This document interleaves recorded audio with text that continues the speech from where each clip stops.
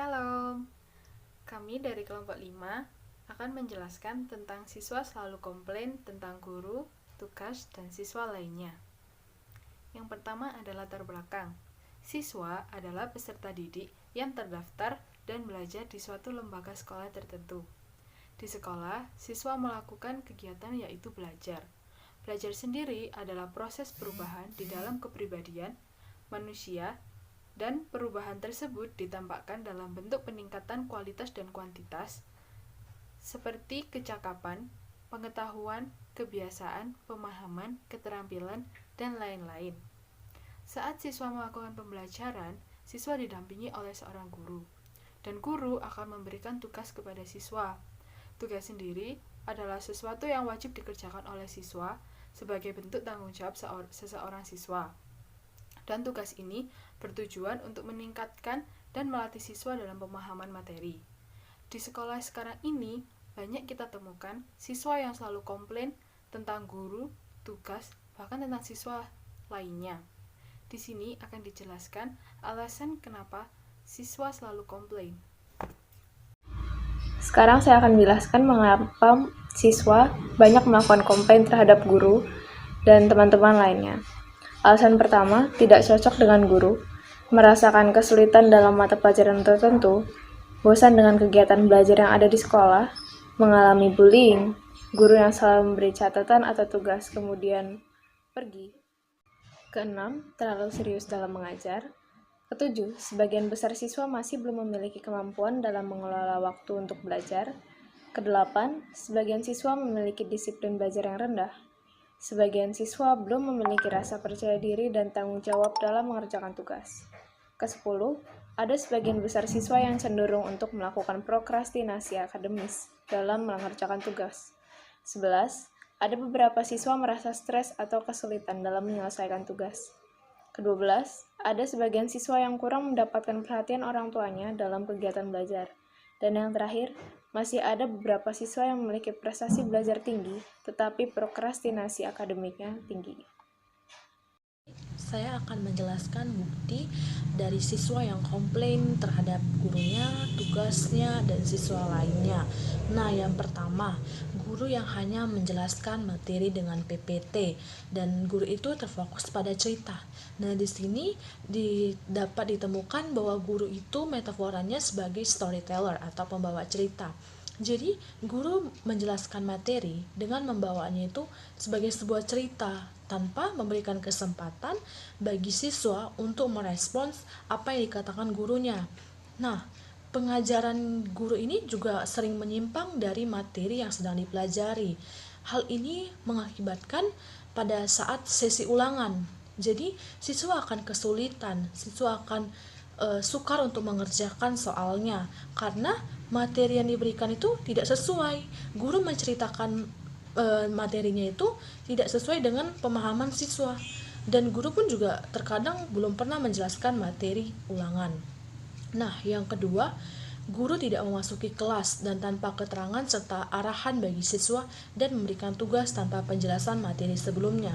Jadi banyak kita temui ya waktu sekolah itu sering guru tidak masuk ke kelas, guru ada alasan-alasannya sendiri, tapi guru itu nggak ngasih keterangan, tidak memberikan keterangan kepada ketua kelas. Jadi kita menunggu, kita ribut di kelas, setelah dikasih arahan pun itu tidak jelas, siswa jadi tidak mengerti mau mengerjakan apa. Dan ketika hal itu terjadi, ketika siswa sudah ribut, maka guru lainnya, guru yang menggantikan itu kan memberikan tugas, tapi bagaimana kita mengerjakannya karena kita tidak mengerti tugasnya itu belum diberikan materi sebelumnya. Nah, yang ketiga, siswa yang komplain dengan siswa lain, teman lainnya. Contohnya gini, misalnya kita lagi melakukan proses pembelajaran. Nah, teman sekelas kita yang lainnya itu ribut. Itu akan mengganggu proses pembelajaran. Jadi siswa itu pun tidak fokus kepada materi yang dijelaskan oleh guru, sehingga siswa itu komplain dengan temannya, teman kelas lainnya, tetangganya yang melakukan keributan. Nah, yang terakhir, tugas yang diberikan guru itu sulit dijelaskan dan pengumpulannya itu sangat cepat. Jadi ini juga sering kita temukan ya, bahwa guru itu memberikan tugas tapi sulit sekali untuk kita kerjakan. Bukan hanya itu saja, pengumpulannya itu pun juga sangat cepat. Misalnya kita dikasihkan tugas hari ini, nah besok sudah dikumpulkan. Seharusnya itu guru mengasih tahu tugasnya itu akan apa dilakukan siswa dan kapan dikumpul. Jadi siswa bisa prepare, siswa bisa menyiapkan, bisa memahami materi, bisa mengerjakannya dengan baik dan menghasilkan nilai yang baik juga. Kemudian, tujuan penyelesaian bagi pengembangan siswa, yaitu agar siswa mampu memahami materi dengan baik, sehingga materi yang disampaikan pun dapat berguna bagi keberlangsungan hidup siswa ke depannya nanti dan dapat diterapkan dalam kehidupan sehari-hari. Pemberian tugas yang diberikan guru melatih anak berhadapan dengan persoalan, bukan hanya vakum pada hafalan, sehingga anak dapat membangun relasi yang baik dengan siswa lainnya. Baik, pandangan Alkitab tentang topik ini dapat kita lihat dari beberapa ayat. Yang pertama, Yakobus pasal 1 ayat 4. Di sini berbunyi, dan biarlah ketekunan itu memperoleh buah yang matang, supaya kamu menjadi sempurna dan utuh dan tak kekurangan sesuatu apapun. Yang perlu kita garis bawahi di sini adalah kata ketekunan. Artinya kita sebagai siswa dalam meresponi setiap pengajaran guru, pemberian tugas-tugas, tindakan-tindakan teman kita yang mungkin kadang kita membuat risih atau kadang membuat kita kecewa, atau pengajaran guru yang sangat tidak sulit kita pahami, dan kita harus selalu bertekun akan hal tersebut, berusaha untuk mengambil sisi positifnya dan melanjutkan atau mengerjakan setiap pemberian tugas yang diberikan oleh guru. Sehingga kata komplain ini, ketika kita mewujudkan ketekunan tersebut, tidak akan muncul dalam diri kita. Ayat kedua yaitu 2 Tawarikh pasal 15 ayat 7. Ayat ini berbunyi, tetapi kamu ini, kuatkanlah hatimu, jangan lemah semangatmu, karena ada upah bagi usahamu. Artinya kita sebagai siswa yang selalu merasakan tidak atau kecewa kepada guru, atau kecewa karena pemberian tugas yang saling menumpuk-numpuk, tetaplah semangat, tetaplah kuatkan hati. Mengapa demikian? Karena ketika kita berusaha untuk mengerjakan dengan semangat, dengan menguatkan hati kita, pasti akan ada hasil. Hasil tersebut adalah buah dari usaha kita. Jadi hasil tersebut akan menjadi bekal kita nantinya. Nah, ketika kita mampu mengimplementasikannya dalam kehidupan kita sehari-hari, berarti kita sudah sukses mempelajari hal tersebut. Dan yang ketiga itu ayat 14, Amsal pasal 14 ayat 23 yang berbunyi, dalam tiap jerih payah ada keuntungan, tetapi kata-kata belaka mendatangkan kekurangan saja. Artinya ketika kita berusaha, ketika kita tidak komplain, tidak kita mengeluh akan hal-hal yang masih menjadi pesimis kita, itu kita akan mendatangkan keuntungan. Jerih payah yang dimaksudnya adalah kita berusaha untuk menggali setiap informasi yang ada, baik penyelesaian tugas, baik menghadapi guru, menghadapi teman, sehingga bahan-bahan pengajaran itu, sehingga hasil-hasilnya nanti akan menjadi keuntungan bagi kita kelak. Mungkin tidak akan kelihatan sekarang, mungkin tidak akan berbuah pada waktu yang tepat yang kita inginkan, tapi akan berbuah nantinya bagi masa depan kita. Dan kata-kata mendatangkan kekurangan, artinya kurangi mengeluh, tapi tambahkan, tingkatkan tindakan. Dan ayat keempat itu Amsal 22 ayat 6. Ini dikhususkan kepada guru ya. Didiklah orang muda menurut jalan yang patut baginya, maka pada masa tuanya pun ia tidak akan menyimpang daripada jalan itu. Artinya kita nanti sebagai guru kelak, terutama guru Kristen, bahwa kita harus menuntun murid kita sejalan dengan firman Allah, menjadi pegangan mereka, menjadikan firman Allah itu pegangan dalam setiap menjalani aktivitas persekolahan mereka. Dan kita harus memberikan mereka pengajaran yang optimal semaksimal mungkin dan mampu membuat mereka membekali ilmu-ilmu itu tersebut nantinya. Dan yang terakhir, Amsal pasal 9 ayat 9. Artinya sini, berilah orang bijak nasihat, maka ia akan menjadi lebih bijak. Ajarilah orang benar, maka pengetahuan akan bertambah. Artinya kita memposisikan diri kita sebagai guru Kristen nantinya untuk memberikan nasihat, mendidik mereka dengan benar. Jangan hanya setengah-setengah. Jangan hanya kita memberikan tugas tanpa memberikan pengajaran, atau jangan kita memilih apakah kelas ini pintar, jadi kita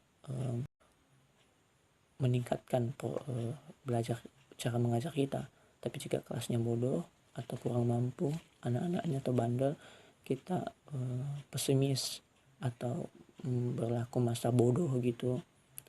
Dan masih banyak lagi ayat-ayat bagi kita untuk merenungkan topik ini, dan tidak dapat kami singkat semua. Namun dari inti-intinya ini kami kelompok kami mengambil beberapa kesimpulan bahwa pada pandangan Alkitab, terutama kita siswa, kita menghindari kata-kata komplain, tindakan komplain itu, karena tidak dapat membuahkan hasil-hasil yang positif bagi kita. Wajar jika kita komplain, kita mengeluh ketika kita tidak mampu memahami materi, ketika tugas menumpuk, ketika kita risih akan teman-teman kita. Tapi kita harus lebih selektif lagi, dewasa dalam menanggapi hal tersebut. Dan artinya lah ada kata yang sekarang itu barbar, tidak menjadi seorang yang terlalu posesif, tidak terlalu agresif gitu untuk komplain terhadap guru, tugas dan siswa lain. Dan juga untuk guru Kristen ke depan, sebagai kita calon guru Kristen, kita harus mengajar siswa kita sesuai dengan firman Allah. Berdasarkan bukti yang telah disebutkan tadi, maka dapat diambil suatu langkah penyelesaian agar siswa tidak komplain, baik terhadap guru, tugas, maupun terhadap siswa lain. Yang pertama, terhadap guru. Guru harus menerapkan pembelajaran yang efektif dan tidak monoton. Hal ini berarti diharapkan seorang guru memiliki suatu ide yang kreatif dan inovatif dalam merancang suatu pembelajaran, agar siswa tidak mudah merasa bosan. Kemudian, saat menjelaskan, guru tidak hanya terfokus pada suatu cerita, tetapi guru harus mengutamakan materi yang akan diajarkan kepada siswa sehingga materi tersebut dapat tersampaikan dengan maksimal. Dalam hal ini, dibutuhkan pembagian waktu yang efisien saat mengajar, agar semua materi dapat diajarkan dan siswa tidak mengalami kebingungan. Serta guru harus menciptakan suasana kelas yang kondusif, agar saat proses pembelajaran berlangsung, siswa dapat fokus dan memperhatikan setiap materi yang disampaikan oleh guru tersebut. Yang kedua, terhadap tugas. Pemberian tugas diharapkan tidak terlalu banyak dan tidak terlalu berlebihan agar tidak membebani siswa. Dan di sini siswa diharapkan dapat menghindari sikap mengeluh saat mengerjakan tugas dan lebih bertanggung jawab, dan juga dapat memilih mana tugas yang harus diprioritaskan. Serta pengumpulan tugas tidak pada waktu yang berdekatan. Dalam hal ini, guru harus memberikan jangka waktu yang seimbang dengan banyaknya tugas yang diberikan. Kemudian yang terakhir, terhadap siswa lain. Diharapkan siswa lain tidak membuat onar atau keributan saat proses pembelajaran berlangsung. Dan juga ketua kelas dapat mengondisikan suasana kelasnya agar saat proses pembelajaran berlangsung bisa tenang dan tidak ribut. Sehingga materi yang disampaikan oleh guru tersebut dapat dipahami dan dimengerti oleh siswa. Baik,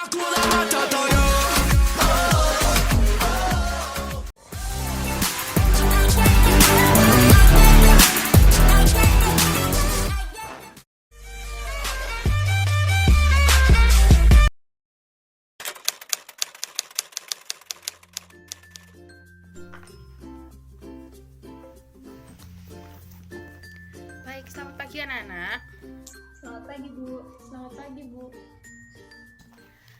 Kita hari ini akan melanjutkan pelajaran kita. Kita buka halaman 145 bab 5 ya. Bu, materi kita yang kemarin tentang matriks masih belum siap dibahas, Bu.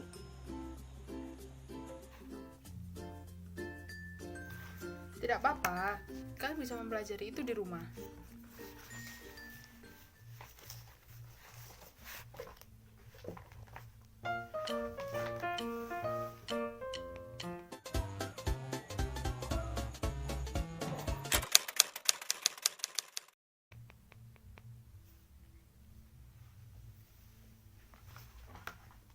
Oke, sekarang tutup buku kalian.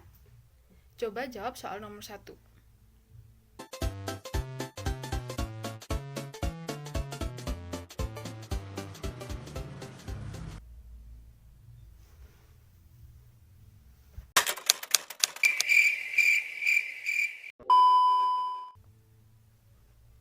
Ayo cepet, jawab. Kan udah setengah jam ibu kasih untuk membaca. Sekarang waktu kalian menjawab.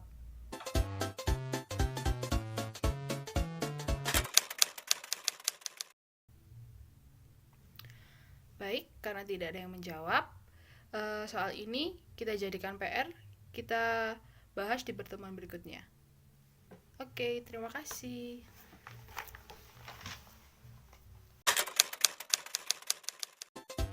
Wah, bahaya banget nih guru nih. Dia mau jelasin masing-masing si tugas. Mana tugas yang berat banget nih. Wah, lebih sulit daripada menahan rindu ya. Nah, ini baru tugasnya banyak banget lagi. Menumpuk seperti cintaku padanya yang telah lama menumpuk. Gila ya. Ngaco banget. Ini ada tugas susah tau gak sih? Belum agama lagi. Udah kerjain dulu lah. Anda tidak sendirian, saudara. Tenang. Siapa sih ini yang lemparin kertas? Bikin kesel aja. Nggak ngerti orang lagi banyak tugas apa. Terus sama bikin kesel deh. Ha, gue bro, kenapa? Santai dong.